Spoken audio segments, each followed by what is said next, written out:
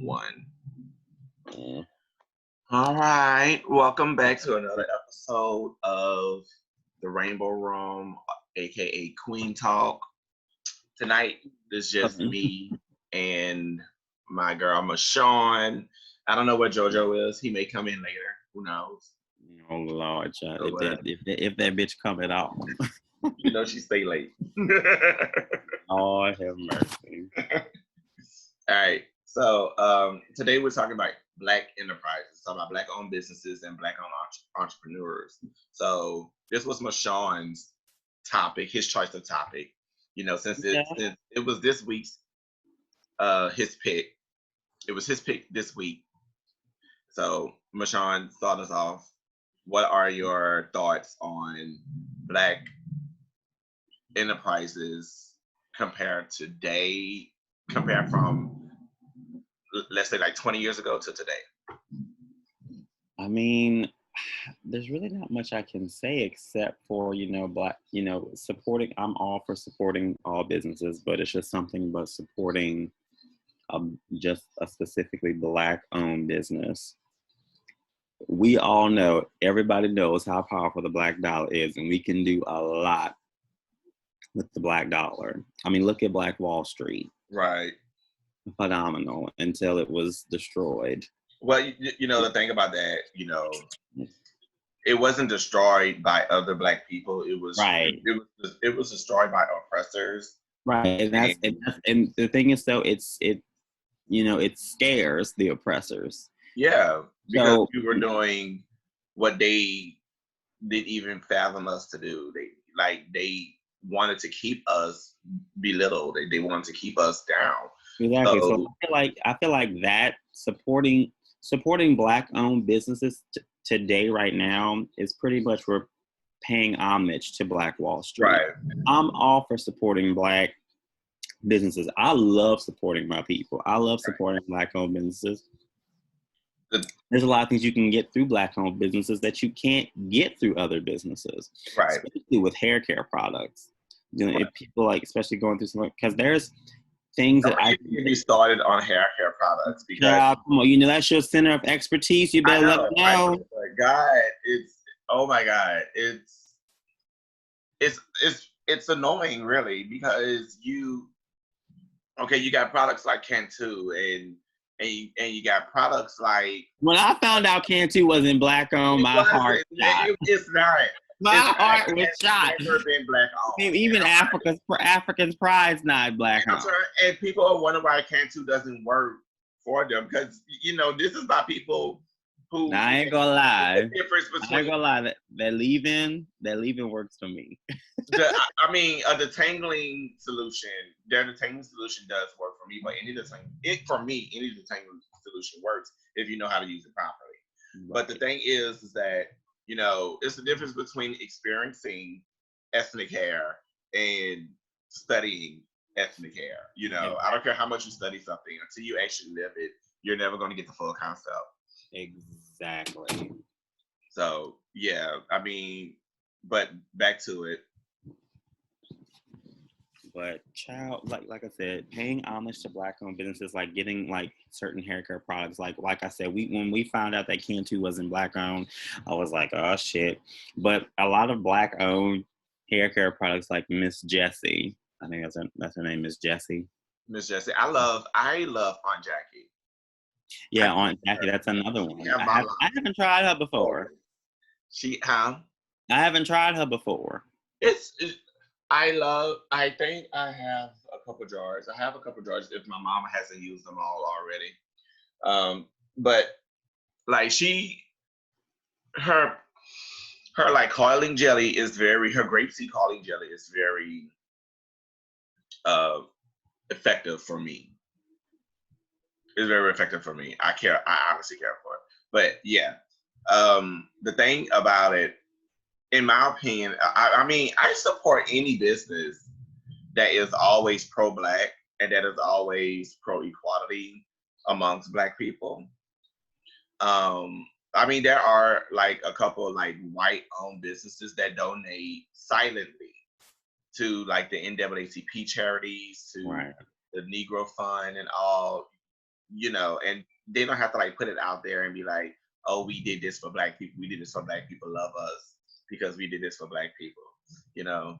I So know. I feel like businesses that have to brag about it. I'm like, are you doing it for show or are you doing are it? you doing it for clout? Right. Because I mean, here in our great own state of Louisiana, in our very own city of Baton Rouge, we, you know, just to throw a little shade, you know, it's just you could tell the difference between the two. Exactly. You can Yeah, tell the difference between. I feel like saying names, but I ain't gonna do it. We're not gonna say names. We're not gonna say names. I mean, you know, but who doesn't like a little shade? So yeah. But I honestly, like, as time progresses today, and you know, I've been on both sides of entrepreneurship. You know, it's an everyday battle that we got to deal with people who's like, oh, your prices are too high, your prices are too high, and oh, I know. Oh my God, people! For black-owned businesses, if you're going around asking for a discount, please don't do that. Don't even bother. The thing don't is, bother asking for a discount. If not, and what behooves me is that it is not really my Caucasian clients that does this. Nope. I mean, as a community, we have to do better with supporting our black-owned businesses. You know, as the black community. Let me tell you something. If you was going around selling some stuff, would you want a discount on everything that you? How you supposed to make money? Right. I'm like, I don't come to your job asking for discounts. Exactly. I don't come to your job asking for favors. I did not spend 1,500 hours in school, $75 worth of state exams and state and state qualifications testing to do favors. I did not do that. I mean, I'm not gonna lie. I love, like, in my very own family, I have it bad. You know, they think that, okay, because I'm not at work, I have time to do your hair. I have free time too. I have personal time too. You can't. I don't do hair on demand. Right. You make an appointment just like everyone else, and you're gonna pay me just like everyone else. And I don't care. Exactly. And I don't care if you're my aunt. I don't care if you're my sister. I don't care. I don't care how long we've been best friends. It would never be on demand. It would have to be of my time. And if you can't make that, then I'm sorry. If you're not available when I say I'm available, then that's not my issue. It's just not gonna happen. Right. Like, and I mean, and the thing is, what really pisses me off the most is that, you know, people who think that they know you best, they feel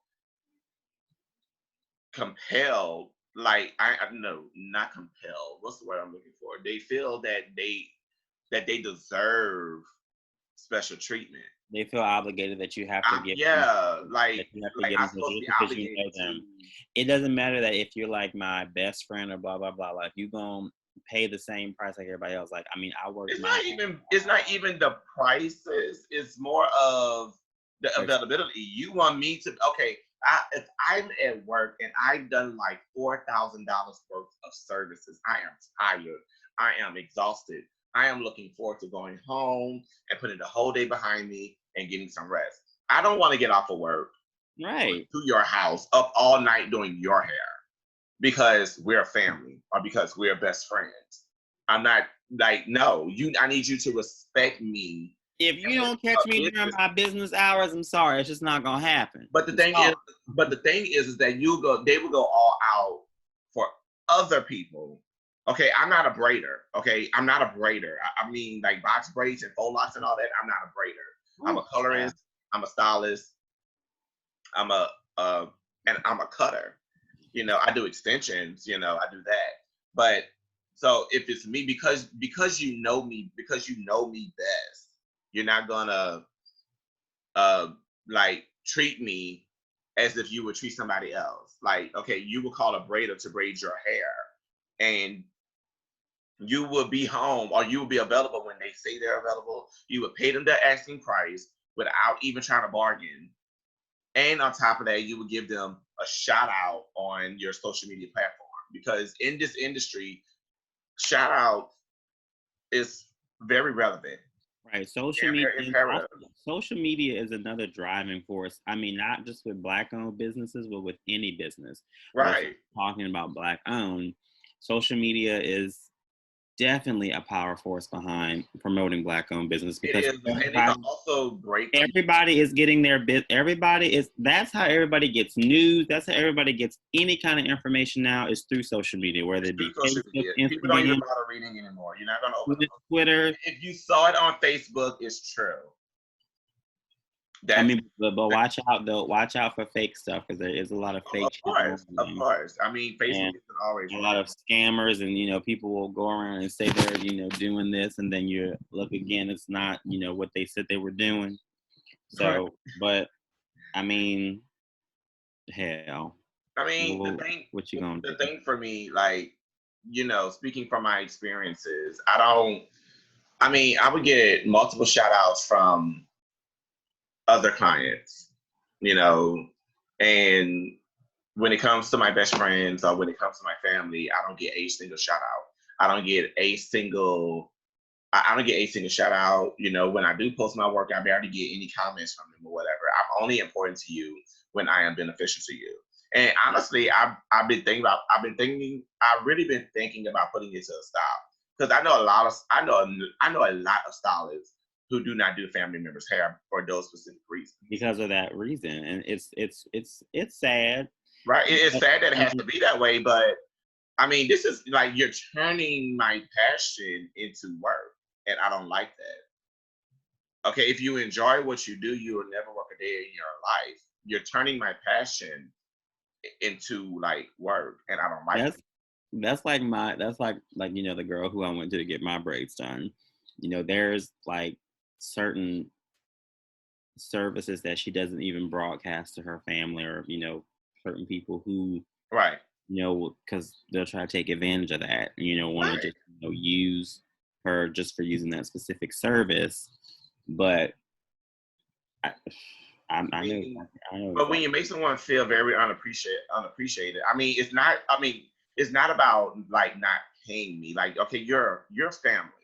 Okay, you're family. Okay, if you were in my shoes, and like I was your brother, like your biological brother, and I knew you had this talent. I am broadcasting you everywhere. I don't care how much growth you have of growing in your business. If someone is asking for a service that I know you offer, you'll be the first person on top of my list. I don't care how many other people I went to. That's the type of loyalty I need. That's the type of support I need. I need that type of support. right. And as a stylist, I see thousands of people. Okay, I meet hundreds of people a week, thousands of people a month. So I run into a lot of people, and if we're talking in my chair, and they're like, oh, I need someone to make shirts for me for an event, and I know you make shirts. I'm going to give them your name. I'm going to give them your number. Now, whether they call, that's up to them. But I've done my part. And if I purchase from you, I'm sharing the shit out of it. I'm putting up on all my platforms and everything because I want you to make money because I need you to make money so you can Exactly. I need you to basically be there. You can service me too. be the voice, bitch. Help me get myself out there. Let me know. I go do some of my family members' hair, and I don't even get a thank you. I barely get a thank you. I mean, and black people think, oh, I paid you. That's thank you enough. And I'm like, are you serious? Are you serious? But up and down your timeline, you got other businesses that did the same thing I did, and you're broadcasting them, and you can't broadcast me. So that's why I don't argue with people. I really don't. My time is my time. If I say I can't do it, I can't do it, and don't ask me again. I gave you my availability. I have given you my availability. If you can't meet it, I'm sorry, because the whole world does not surround you. My business does not surround you, and I think a lot of black people need to get into that because, like, I think a lot of black people need to realize that okay, you can't. I would never compare my entire experience at a business over one unfortunate. Right. And you know what? I ain't gonna lie, sometimes I do the same thing too. Like if I get treated like, or, you know, if I get treated a certain way at one place of business like, I'm gonna assume that all businesses are like that. Right. That's even dealing with the food industry. Right. Going to a black-owned food business, and I ain't gonna lie, I have a bad habit of doing I'm not gonna lie, and I'm not trying to be funny, but you better not go there hungry. I don't, and it's sad because I don't support enough black food businesses. There's probably 2 black-owned food businesses that I support here out in Baton Rouge, and that's Bull Chicks, and occasionally I'll go to Boiling Roo. The reason why I say occasionally is because the only time I do go there is for birthdays, graduations. I mean, that's pretty much any time anyone goes there because, you know, they have the space and they have the venue. Well, yeah, and then they have a lot of specials. Don't get me wrong, they have specials. Yeah, they do. They have a lot of. I mean, I'm not gonna lie, the food is phenomenal. The food is good now, but the service. I mean, I think they did a revision on their service. I haven't been there since I've heard that it is a lot better because a couple of years ago, and you know, this is no shade towards them, but you know, as patrons, we're just giving our opinion. But a couple of years ago, when I was planning my birthday and I was looking for I always do a birthday dinner wherever. So I asked about Boiling Roo, and the reviews were, oh, their food is good, but the service is terrible. So right. The reviews were very mixed. I would say that, but at the end of the day, it was more negative reviews than like good reviews. Like, and don't get me wrong, each place of business you go to, regardless if it's black or not, regardless if it's not people, you just cannot satisfy. Right, you can't satisfy everybody's needs. Like everybody's gonna have their own opinion about something, but like, you know, since we are talking about black-owned businesses, like I said, there's black-owned businesses that I've been to, you know, even out of the state. I can't remember some of the names, but I know, especially in Atlanta. Gladys Nice Chicken and Waffles. Gladys got her chicken and waffles. Which, child, when I first heard the concept chicken and waffles, I said, child, you know, a black person that did this, baby. Look, we did. Chicken is now the new breakfast. I be eating chicken in the morning, chicken in the evening, chicken. Mm-hmm. I love chicken. I haven't had fried chicken in so long. I had chicken. Well, hell, we had chicken last night, didn't we? Well, if you count Raising Cane's as fried chicken, then I have had fried chicken. So yeah. But as far like, it's a lot of black-owned businesses that I have experienced that I do feel I can do better. And the thing is that a lot of black entrepreneurs don't want to take constructive criticism. I mean, these are the people you're servicing. Without them, you have no business. Right. Without them, you have no business. So if the majority is telling you something needs to change, then that something needs to change. Because if I'm not gonna lie. If I walk into a black-owned business, and I'm greeted not with a hello, not with a good evening, and I'm greeted with like a what you want, I'm walking clean out, and you will never see me again. And I say that because... No, that's true, because it's funny you say that. It's because, like, there was a study on that. And, you know, with me coming from a retail background, the study was shown to us that, you know, a person, when you walk into a store, you want to be acknowledged and greeted by an associate. In a respectful amount of time. Right. If you're not acknowledged... we have 5 seconds to greet you. Right. If you're not acknowledged, I'm going to feel like I'm not welcome at all. And I'm going to walk out. And that's been scientifically proven. So if I walk into a place of business, I want you to know that I'm there and I'm there to spend money. The most ratchet looking person can come in and they'll be the ones to buy a shitload of stuff. Right. But you know that unless you acknowledge their presence. Because there's even times where I've made mistakes, you know, even working in retail for that I forget, you know, sometimes, you know, if I'm busy, I'll forget to acknowledge somebody and I will end up losing a sale because of that. You know, people like to be acknowledged and like to let you know that, hey, I'm here. You know, like help me out. I want to spend some money. Right. Going into any kind of black establishment, going into any kind of black owned business establishment with that's serving food or whatever, acknowledge that person. I want you to let me know that I mean something to you. Right. Like I'm giving you my money, so treat me with the utmost respect. I mean, yeah, you know, and that's true. And the thing is that it's like even the entire business. Okay, so like, okay, there's a saying in the salon industry, in the beauty industry. Like if you're working at a salon and there are multiple chairs, if one person at that salon cannot do hair, the entire salon cannot do hair.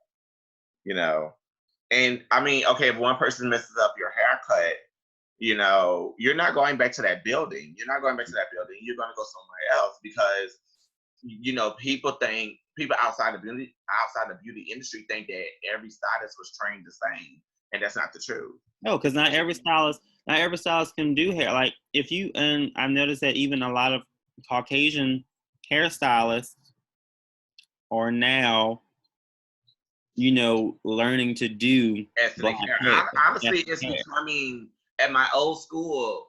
It's becoming a requirement now to learn how to do ethnic hair. That's how you get more money. The more hair you know how to do, the more money you're able to make. Right.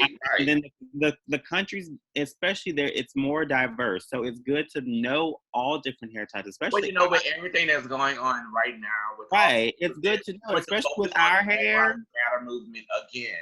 You know, people are like starting to pay attention a lot more. Right. So it's good characteristics and features of the Black community. It's and good that to does know different, like, because I know, like, I have friends who are Caucasian hairstylists, and you know, I know one of my coworkers who I used to work with.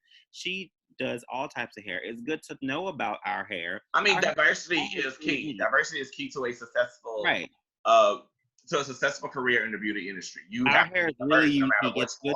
It's good to learn because our hair is really unique. And child, you know how much money Black women spend on their hair?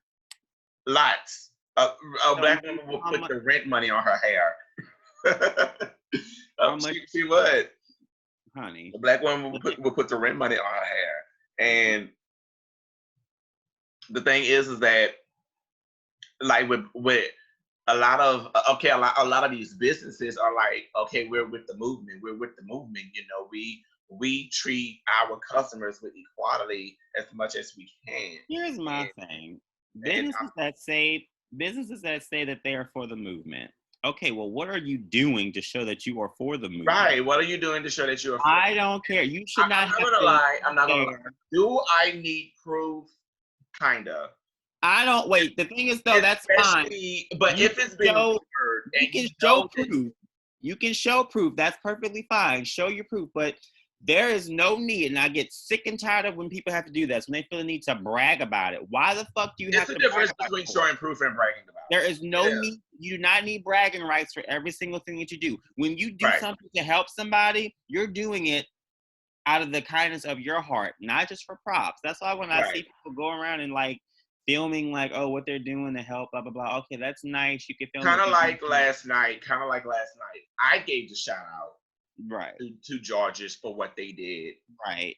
And, you know, and that was it. Like, he didn't brag about it. First of all, Georges, we're extremely grateful for that. He shared it after I created the post.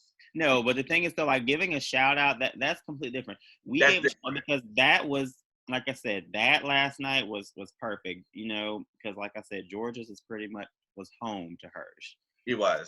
Georges is pretty much home to all of us. And for those of you who don't know what we're talking about, we had a friend that passed away not like a week ago. Like 2 weeks ago. 2 weeks ago, right? Yeah, I think about two. About 2 weeks ago, he passed away. And he was very known in our community. And we'll go to this patio and bar called George's Place in Baton Rouge. And on Wednesdays, and we would sing karaoke. That's how both of us met him. So he would live there on Wednesdays. He'll be the first one there. And he will hog the mic. So, you know, over his time, over his patronism there, he gained the love of the entire Georges family. So so it was an immediate yes when I asked if I can host a tribute karaoke night and in his honor.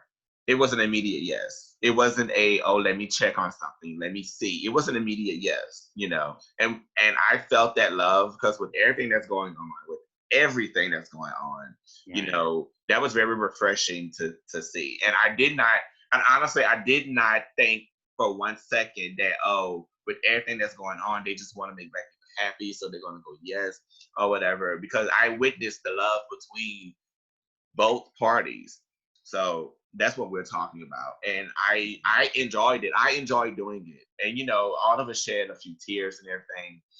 But it was the fact that they were generous enough to, even to, in the middle of their Saturday night, in the middle of their service and business hours, like their busiest hours, they allowed us to host his vigil inside the bar. It wasn't like some, oh, you have to go in the parking lot and do it. Oh, you have to be on the patio and do it. So that was like the generosity from George's Place would not go unrecognized. No, it's not. I really, I'm grateful, I was. to even call like Georgia's, even a home place that we can go to and, feel free, express who we Well, you know, are. this year they were supposed to celebrate their 50th anniversary. George's had, Right. You like, and can't. it has been the watering hole. It was I want to say it was the first watering hole for the LGBTQ community. It is. It's the first. It was the first. It's been there since 1970. Right. It's the first LGBTQ plus bar in Baton Rouge, and pretty much it's set.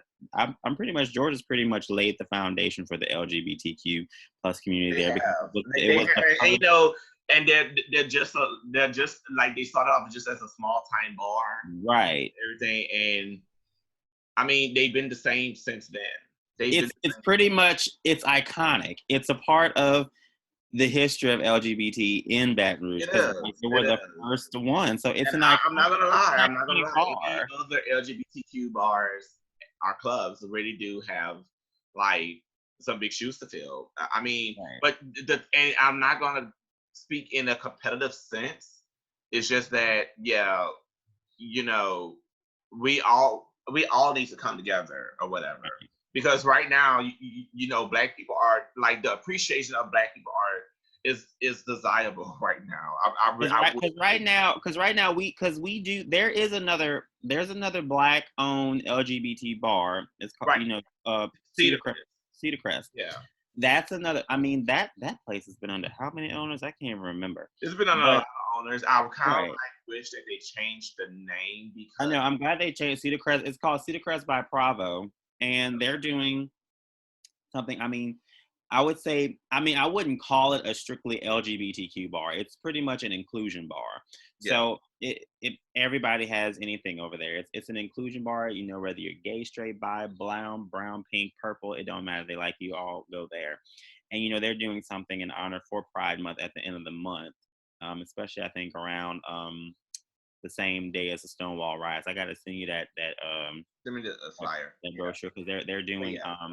I can't think of the person who's. I was happy to hear that they were owned by a black lesbian couple. Yeah, I love that, because I mean they when they were I can't, oh God, what's that girl's name? Because I know she'd asked me to do an article. Oh, we gonna have to upgrade. I can't believe. Wait, it's been that long. It's been that long. I kind of like it like this because it kind of lets me know like when we're ending. So we like to wrap stuff up and Okay. introduce But our anyways, subject as the but closing. back to like the black owned clubs. But like, what gets me so upset about a lot of black owned bars out here is that they can never last, because we had a lot of black them cannot. owned Baton bars, Rouge has been especially a lot of gay black black owned owned bars. gay bars. Right, a lot of gay Black black owned bars LGBTQ shut down. bars. Especially, wait, what was the other one the other Toxic and Toxic? There was another one. oh crap! All I remember is Toxic. Like Toxic was when I like first came out. Well, what was the other one before? No, well, It that was place the same had, place, but it was before, so and it had like 3 different names before it became Toxic. it did. I can't remember. I can't remember. But there was one, but there was another one. And it's not even just the gay black bar. I mean, the gay black bars. It's also the gay straight bar. But there was one bar. It was down the street on Bennington. You know where we went to go to when the park was open. There was another bar down there. I can't think of the name of it. Yeah. It was right there near that, right by that hotel. Yeah. I can't even think of the name of it, but that was another. Chow, when I tell you I used to go there all the time. That was the bar that ratchet days. right. Me and my other friends that went there. This was like I remember. I just what was it, Club Upscale, something like that? I don't know. Upscale? No, it wasn't. But it was like right down from my IHOP. I know something about off of college. Yeah, because I think this was before the Pulse. This was before the Pulse shooting that happened because we went there for one of my best friend's girlfriend's birthdays. Right. And we were there, and I think. But yeah, I think that I hate to say it because this is the South, this is Baton Rouge. There's a lot of black gay bars that, well, I ain't gonna say a lot of them. The few that we have, I don't participate because of the aftermath in the parking lots. Like everyone will start fighting and shit, and I'm like that does draw away a crowd. Like it's not just the gay bars. It's really not. It's not just the gay bars. It's like pretty much anywhere. Like I'm tired of. Like we haven't seen any club shootings on the news because of the pandemic. Because don't get me wrong. Like there are a lot of black bars black owned bars that I love going to, and like I said, I have a good time.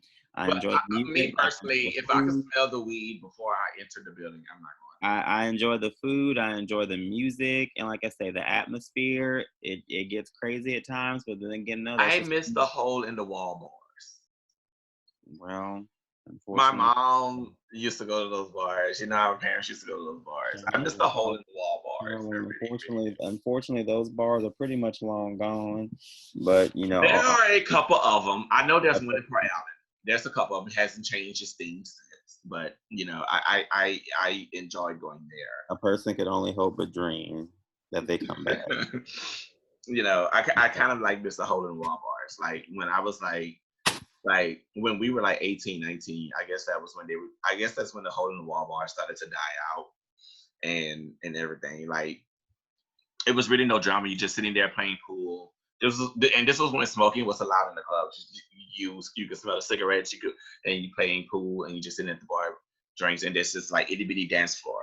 I'm actually so glad that you can't smoke in the bars anymore. I'm glad you can't either because I got tired of coming home smelling like smoke. Smelling like smoke, and of course after a night out, I come home, I shower up. But like my water used to be dirty. It was like trying to wash dirty going down the drain because you're washing the smoke. It was trying to get the smell out of it. The smell was the hardest part. You know how many. And I'm gonna just cups of, you know how many cups of Snuggle I had to use to get the smell out. You know how much thing of Snuggle I had to use. But bitch, that Snuggle worked. Snuggle did work. But yeah, so we have 5 minutes left. So I want to introduce this new subject, and it's called the final say. It's kind of like a closing comment. It's called a final say, and it's pretty much where we pick a topic off subject and we give the final say about it. Like we give like our 1 or 2 inputs about it, and it's always I would like for it to be like a topic where a lot of people don't want to talk about. And last week we did last episode we did the black gay lives not mattering to black lives, which is true, but a lot of them. So I'm not gonna lie, I haven't really put much thought into it, but I haven't put much thought into it either. But one thing I really would love to discuss too, and we're gonna have to make this a topic maybe next week. Yeah. But it's interracial couples. Interracial couples. Oh my God, I love interracial couples. I love interracial couples, but right now I feel like that's a topic because right now I feel like interracial couples are really getting the brunt of racism right now They are like because I I guess shared a a post lot a like lot of them because I know there are a lot of interracial YouTube couples that I love watching, and then I think next week when we do talk about it, I'll have a list of names that that interracial, not only just gay but straight as well, right. that you should I watch. love it. I honestly love it. I really, really love it. And and this may be an unpopular opinion because people are like, "Oh, I'm okay with love who you love," but see, I'm like that exposes people all the time, and they don't even know it. Like you Child, either you, like child, it you or you see, don't. There's child, no in between. child, you see, JoJo just texted. I don't want to look at him because he's late to the party, so I don't. He said, "Shit, I just got up. He always just getting up, Always sleeping, bitch. Always always sleepy. sleeping." Y'all gonna learn that about JoJo. JoJo is late, but I want to talk about me. Like I said, y'all want to talk about me. but either one of us have nothing on Charlie. Now I know I'm terrible. Now look, I know I'm terrible, and I admit it. I am terrible with time management. That's one thing I'm trying to work on. Like if you tell me something starts at 8, I ain't gonna be there till like maybe 10, because It's all right. I'm But terrible. anyway, back to the final topic. Back to the final topic. Back to But the final. yeah, because we got like 2 minutes. But interracial couples. This is actually, I don't even want to make this a final topic, but like we can talk about it now. But I want to talk about this next week. Right. But interracial, like I know a lot of interracial couples, including my own brother, is an interracial couple. He's dating a white girl. They have 2 kids together now, going on number 3. My little nephews. Like I said, like his girlfriend, like I said, she was telling me that she ever since she started dating my brother, that's when she's experienced like the real how The different. BBC. Girl, we not even talking about that. We talking about Oh racism. God. That's where Yeah, that's but it's true though. It's true though. I'm so sick and tired. Like the one the thing I hate about fetish stop fetishizing like black people. right. We're not a fetish, okay? I don't want to be I'm your not an fetish. experiment. I mean, my take on interracial couples, if there's love there, I love it. If there's love there, I love it. And like okay, what's a relationship without intimacy? What's a relationship without intimacy? Okay, this white guy, he gets, because back in the day, the white slaves used to rape their black slaves, They did. especially the black women. They used to rape the black women because they fetishized their skin. Yeah, even the white slave masters' wives would go and sleep with Right, the and they slaves. would, and they would. So my thing is, I'm all for it, and I don't care for any. I really don't care for anyone who's really against it, because right now the world is it's in a state where it needs more love, no matter who's Right. coming from. So that's all the time we have today. See y'all next week. See you next week, and hopefully JoJo will be in this Hopefully mix. JoJo will be here, and we're gonna shade the fuck out of him when he gets here. I already got my list of shades ready, so I know you do. I know you do. But that's all. So thank y'all, and y'all have a great Child.